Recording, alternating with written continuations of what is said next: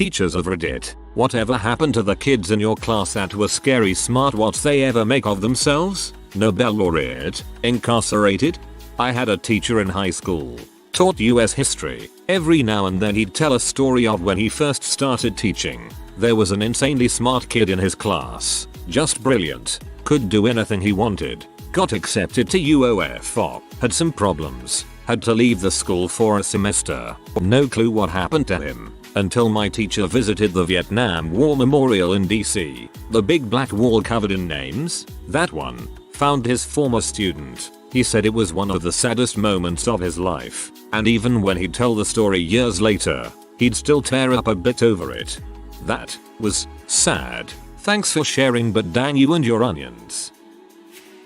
The top scoring student in my graduating year went to university to study theoretical mathematics, suffered a mental emotional breakdown, and returned to my high school to work as a gardener. It was, by all accounts, some really beautiful mind crap. He was found scribbling equations on the walls of the hallway outside his dorm room. My stepsister is super smart, genius level, has a degree in biomechanical engineering, can't hold down a job because she has a meltdown over stress.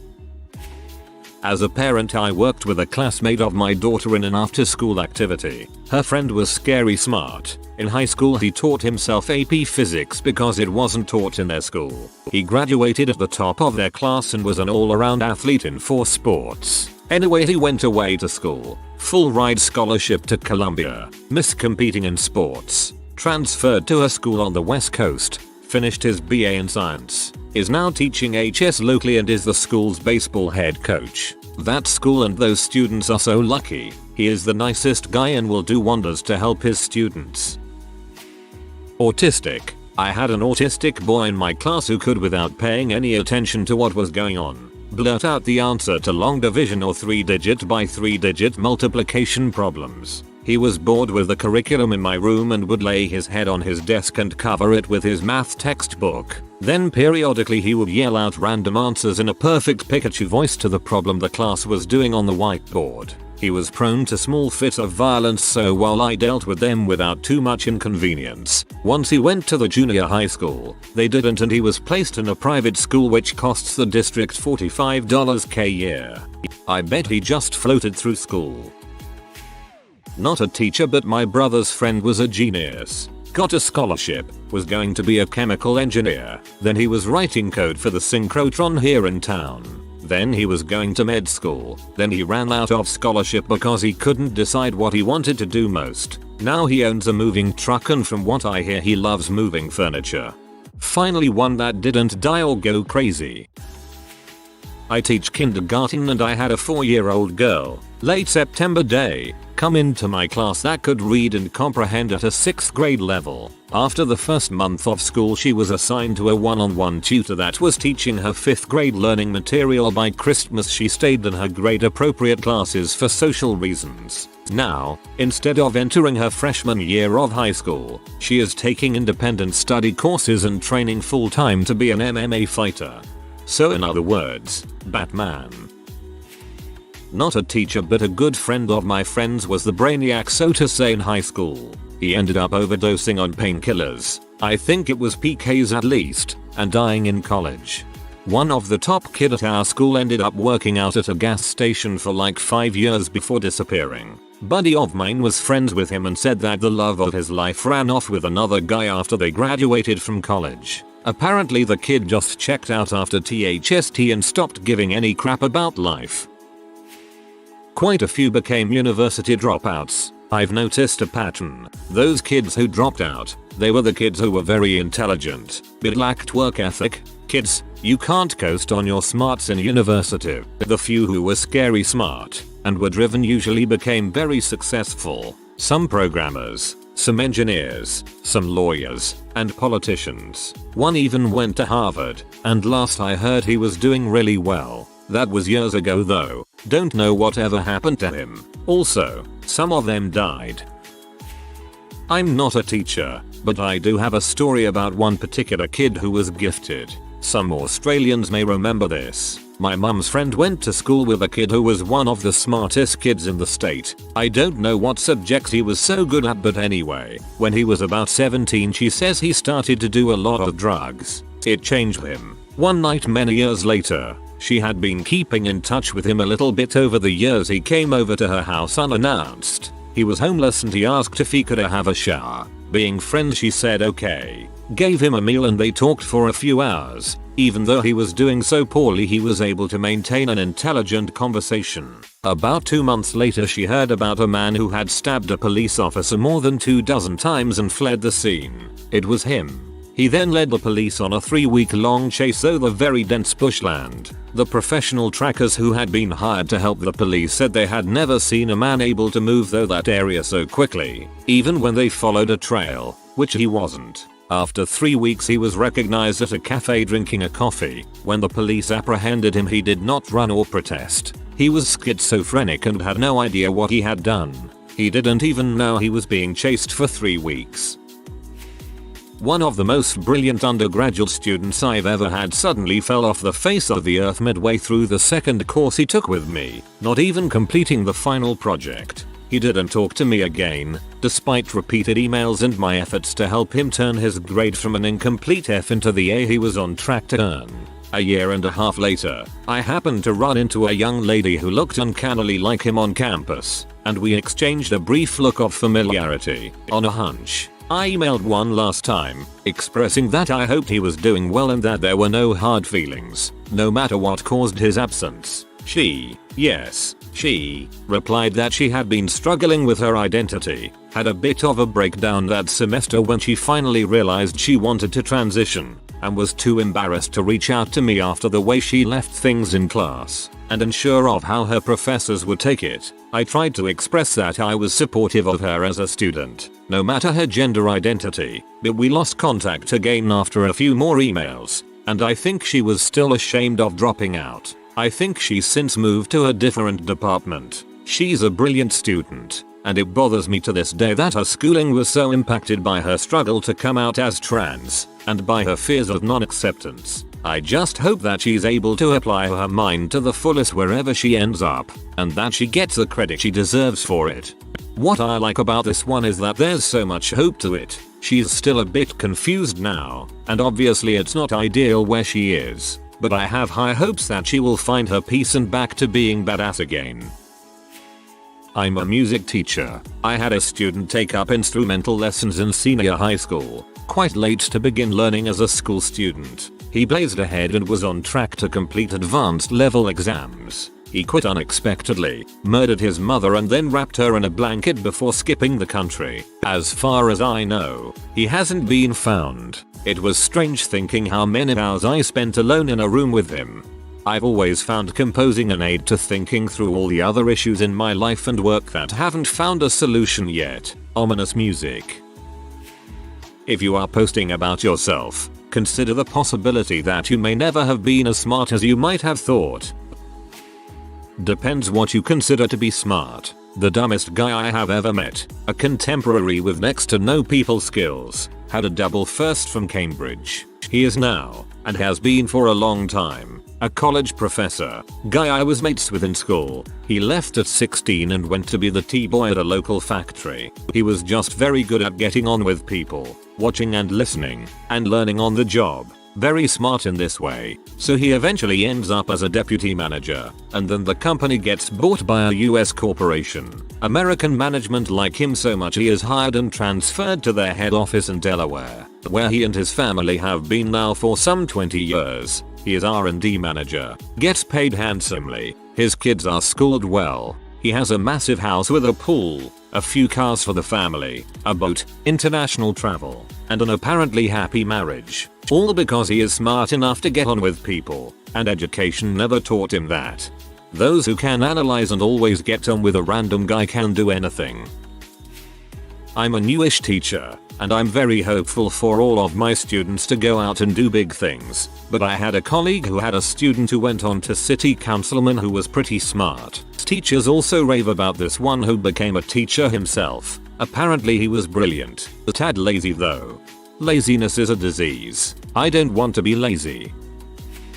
I went to a school that had a pretty stellar gifted program, so I knew a half a dozen kids who were incredibly, scary smart. At a school for smart kids, these were the ones who made everyone else look like idiots. First off, all went on to Ivy League schools. 2 are politicians now, still small time local stuff. One will be a senator someday, the other will likely never get past city stuff. He's very idealistic and won't associate with a party. He doesn't have enough money to have ideals, though, but I always vote for him when he comes up in an election either way. Another one just graduated medical school and is an intern, and another is a software engineer. The others, I lost track of. Interesting point, none of them are lazy kids who sit around lamenting about how they could be something if they were only motivated to do so. Not a teacher, but everyone called me a genius in high school. Sadly, I just don't have the motivation to apply myself. I freaking hate these threads. I go into here expecting a treat, like a charming story about a MF trans or something, but then I have to drudge through post after post of internet geniuses talking about how great they are without a hint of irony. There's a story of a MF trans in here somewhere, trust me. I went to school out in the middle of some fields. A lot of the kids in high school were poor and didn't really give two shoots. But this one girl, she moved to America when she was 8, didn't know a lick of English. By the time she was 9 she was at the top of her class. I went to her house once. It was very noticeable how incredibly poor her and her family were. But she just had something in her. She knew she wanted to do something exciting and important with her life. SJE graduated with something like a 5.0 GPA, AP classes, and earned a full ride to Harvard. When I asked her what she wanted to do, she said something along the lines of I don't know, maybe be a brain surgeon and write a book. She couldn't decide what she wanted to do, because she wanted to do it all. I feel sad every time I think about her. She wrote me a letter our junior year, saying she had wanted to be my best friend since middle school. It was more like a poem really, the way she wrote it. I don't know why she liked me. I never hung out with her enough. I couldn't understand her as a person. She was so intelligent and somewhat strange, but she has been such a role model for me since my first year in college. I haven't talked to her since high school, but last I heard she is still at Harvard. I hope she's doing well. If anyone is going to change the world, it'll be her. I've read a lot of these comments that say I was a smart kid. Now I read it in my mom's basement all day, and I've come to a conclusion. The American educational system caters to the bottom middle of the road student. Higher level students are not challenged enough. High school is easy for them and they're able to just coast by on memory alone. Then, they get out into the real world and have no work ethic. I know this holds true for me, and the saddest part is that I'm a teacher and I find myself often teaching to the middle of the road. One got married and is a teacher. Another got married and doesn't do anything. A third went to work for a genetics company, where I can only imagine the horrors she will create. She's chaotic evil. I'm from a shithole small town in SWMO. One of kids in my class went to MIT undergrad and then Stanford for grad school. I remember coming back from State University and seeing him at a party. We talked for a minute and I asked how MIT was. He said it was unreal and he was working with a professor in England doing Hodgkin's disease research on mice. I didn't feel the need to tell him I was still undecided. I helped teach stats for a few years in a grad program where I was also a student. My students weren't kids of course, but their career paths now, almost 20 years later, are pretty interesting to me. The super smart ones have generally gone far, if they chose to. Some of them made deliberate choices related to lifestyle and work-family balance that may have limited their career trajectories, but they're still achievers. What's most fascinating is the successes of a few of my former students who were heavy on charisma and, let's be honest, bullshitting ability. They had more of these qualities than they had raw intellect, and they've gotten pretty far up. Personality and leadership can make a big difference. This is my 8th year of teaching, and I got an email this summer from a 7th grader I had my very first year. She's 2 years into college and going to graduate within another year. She's hoping to get a job at Microsoft. I have no doubt she will. So proud. In all honesty, I tend to get somewhat frustrated by people claiming to be unfulfilled geniuses because high school was very easy for them, but they went to college and didn't have the study skills or time management abilities to succeed. There are some legitimate cases where people do have breakdowns, but most of the time, people want to claim that they are victims to rationalize their own inadequacy. Actual geniuses, in many cases, breeze through high school because it's very easy, then get into a very good school, secure positions to build up their resume while in college and tend not to be unemployed. TLDR. Most of you aren't geniuses. A lot of the smart kids at my high school went on to be very successful. We're all in our mid-20s now, and quite a few of the brainiacs are doctors. One kid that I was particularly close to moved to California to test robots or something. That's all I can tell from his Facebook page. It's quite inspiring because we came from the worst school in the city. Parents moved so their children didn't have to attend. We had barely any arts or sports funding, and our textbooks were from the 1960s. Fortunately, we had amazing teachers that pushed and supported us. Teachers might not be the best ones to ask about this since students generally do not keep in touch with them, or at least, that is the way it is where I live. Students on the other hand sometimes keep in touch with each other after graduating. Yeah, here are my 4 smartest college classmates. Imo, class of 2010. 1. PhD in math. Dropped out and now a HS math teacher. 2. Harvard MBA. 3. PhD in econ at Yale. 4. MD PhD at UMich. I'm a substitute, if that counts for anything. I'm only a junior in college, so I know a lot of the students I teach. This one in particular was a good friend of mine. She was ridiculously smart, valedictorian, president of Model UN, sharpest wit you've ever encountered. She graduated and went on to Princeton. She stayed there 1 semester and, because of a whole big fish small pond to small fish big pond crisis, she ended up dropping out. Last seen, she was bagging groceries and living with a guy who knocked her up at 19. Being a substitute counts for a lot in comparison to the parent comments of late. I don't know how a girl with such an intellect could make a mistake as big as getting knocked up at 19. The valedictorian we had last year is a mathematics upper level physics wizard. His goal is to find a job teaching science courses where he can get grant money to fund his research into some crap I can't even pronounce, much less spell. Interestingly, this year we had a brilliant graduate go into journalism, quit, and become a member of the clergy. This thread is filled with negativity, so on a more positive note, in elementary school we had this program that would take some of the accelerated kids out of class for a few hours once a week to take some more challenging, but fun classes. There were no grades or anything.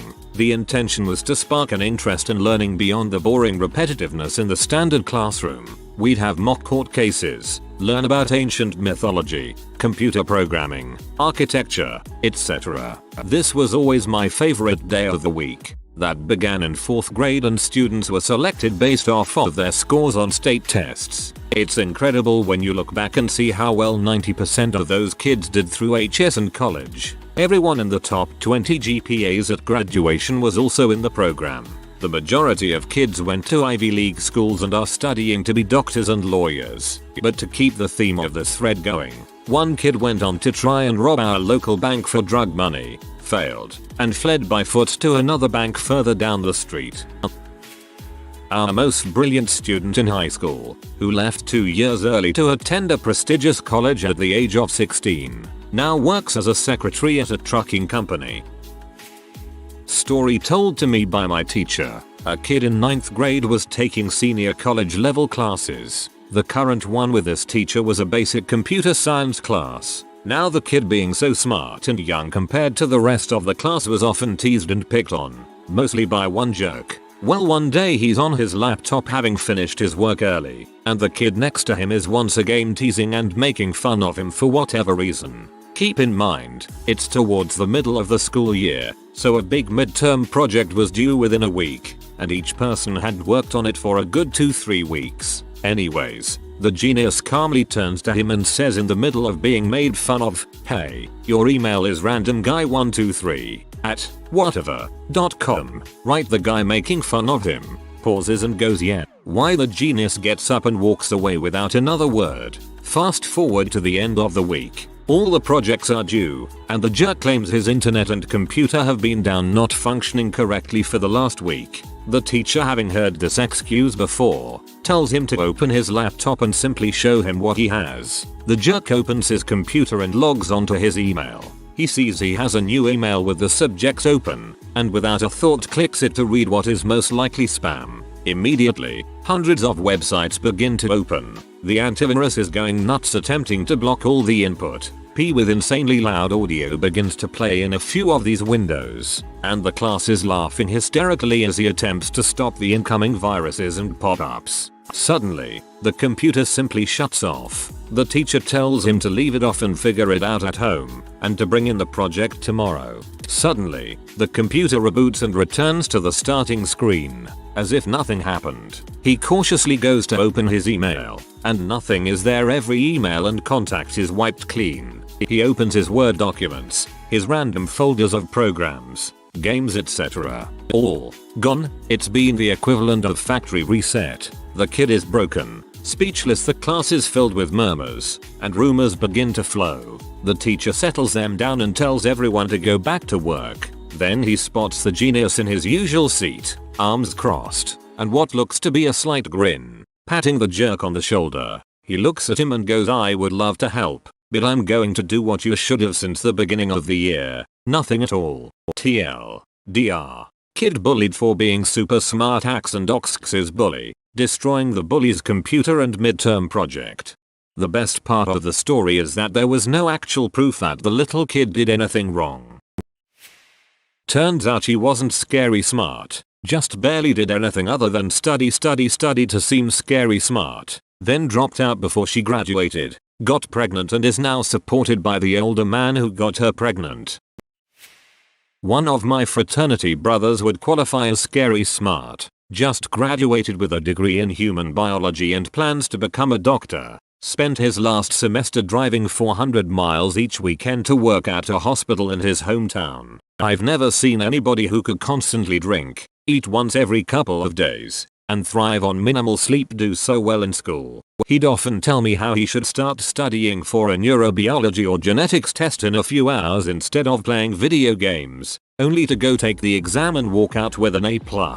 Socially, he was a bit inept. I shared some of his interests so we could get along well, but for 95% of the Greek students at my university he just couldn't relate. I suppose it's a trade-off for his incredible intellect. Either way, both myself and all of my other brothers acknowledge that he'll end up making more money than he'll know what to do with by 30. First, I must say that I teach students with autism. Severe autism. One of the younger students has a photographic memory for both auditory and visual information. Unfortunately, his behavior and sensory processing can make it difficult for him to further develop his natural genius. I was one of the top 10 guys in my class. Then I got into med school and quickly found myself in among the bottom 10% of the class. Med school can do that to you if you're not 100% focused and committed to it. Yet, most people don't fully understand what smart actually means. Some people are freaking smart.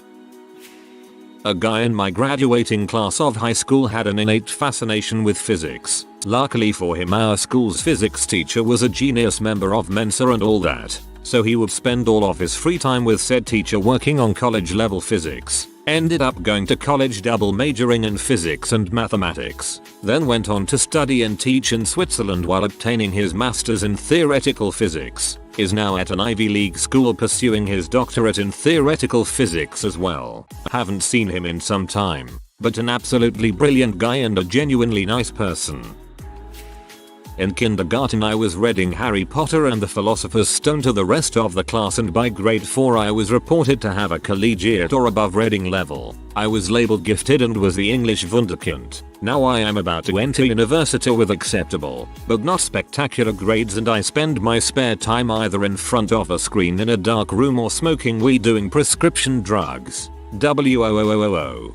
Yet, the wunderkinds get this effect pretty consistently. Fast brain development isn't necessarily indicative of long-term genius. I always feel bad for them when they are dislocated from their peers and pushed into high-pressure college educations they may never have been meant for had they developed at the standard pace. Wunderkinds tend to be pretty psychologically ravaged come the mid-20s. I was good friends with a super smart kid from about 7th grade through graduation.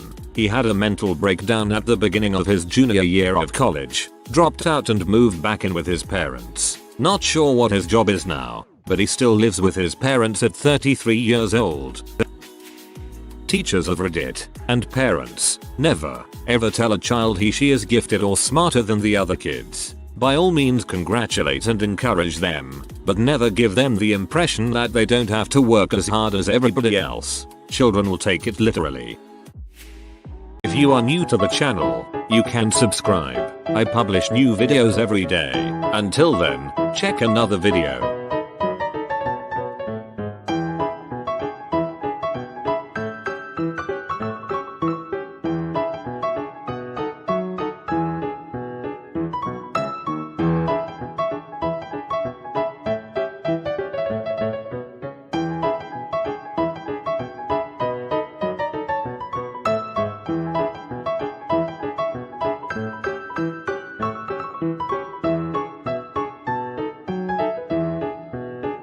Bye for now.